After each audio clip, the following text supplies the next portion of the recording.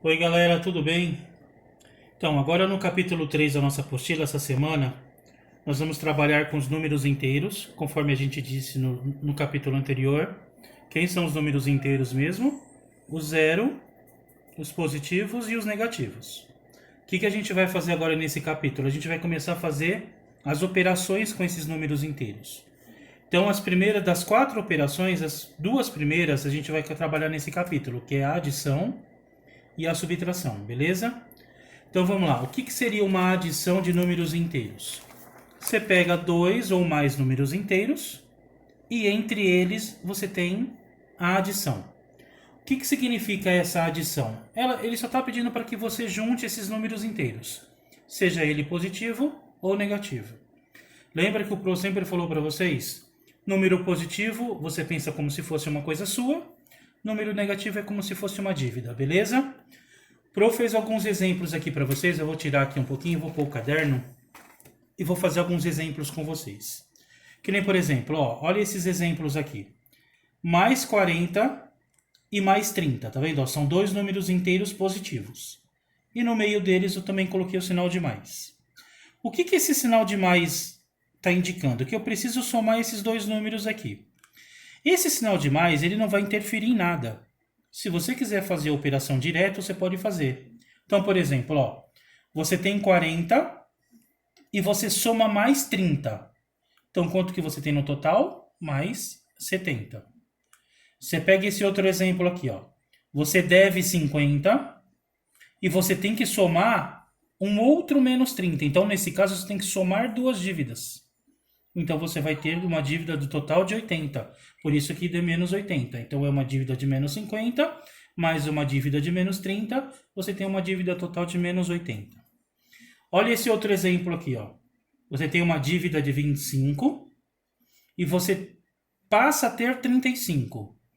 Então, com esses 35 que é seu, você paga a sua dívida e você ainda fica com 10. Então, fica mais 10. Perceberam que esse sinal de mais no meio não influencia em nada? Realmente ele não influencia em nada. Olha esse quarto caso nosso aqui. Você tem 60 e você tem uma dívida de 35. Então, você pega o que você tem, paga a dívida de 35, você ainda fica com mais 25. Tá? Então, são esses quatro exemplos que o Pro tinha que passar para vocês agora. Agora, na reta numérica, você faz a mesma coisa, só que tem um segredinho. Qualquer conta que você for fazer na reta numérica, você tem que sempre pensar que você tem que iniciar do zero. Então, por exemplo, o primeiro número que eu tenho é o mais 4. Então, você iniciando do zero, você vai do zero ao mais 4. Então, eu vim até aqui, certo? E ele pede para somar mais 2.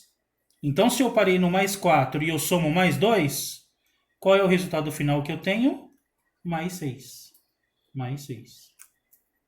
Certo ou não? Olha esse outro exemplo aqui, Começando do zero, eu vou para o menos 2. Então, eu vou do zero para o menos 2. Perfeito ou não? E aí, ele pede para ir para o mais 3. Então, se ele pede mais 3, eu preciso ir mais 3 casas para a direita. Lembrando que eu estou no menos 2.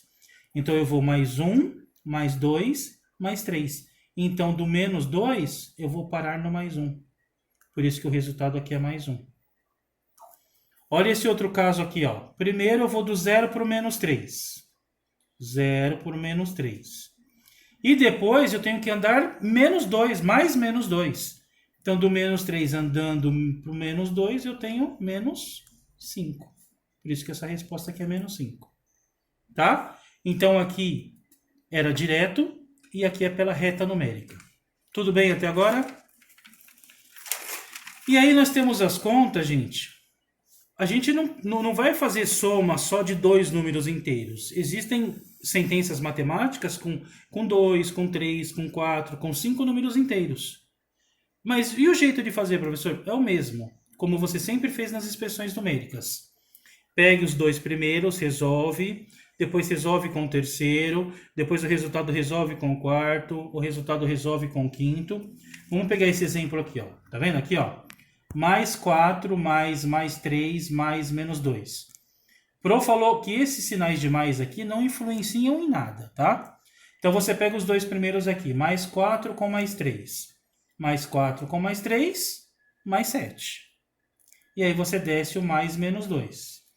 Aí ficou mais 7 com menos 2, mais 5. Perceberam que eu calculei os dois primeiros e o resultado eu calculei com o terceiro? É isso que você tem que fazer.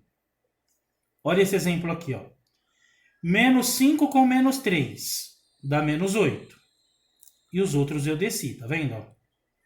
Aí eu peguei menos 8 com mais 2. Deu menos 6.